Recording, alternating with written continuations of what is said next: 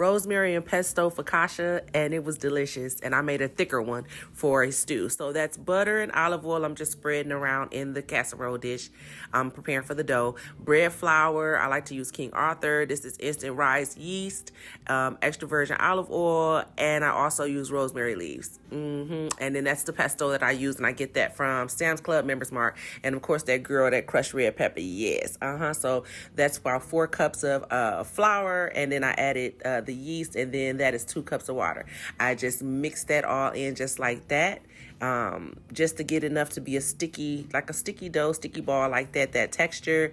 And then I'm going to spread some olive oil over it, and then we're going to cover it. And I think I let this one sit for maybe an hour and a half, 2 hours, and I just covered it on top of my stove, which was already on heating, so it was warm, so it kind of speeded the process. So here it is now. It's been over an hour and a half, and I'm ready to bake this dough. And remember, I used instant rise yeast so that I didn't have to do a second rise. And yes, it is ready. So I'm just going to pull it away from the bowl, and that lets me know that, yep, it's ready to go into that casserole pan.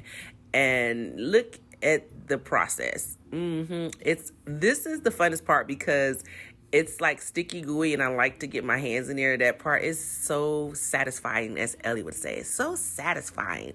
So you just indent. That's how you get those crevices and those little nooks and crannies into your focaccia bread. And I'm just going to add the pesto on top. I did about 3-4 tablespoons of pesto, and I just kind of spread it around with the brush to get it going. I love pesto. If you're a pesto fan, you understand.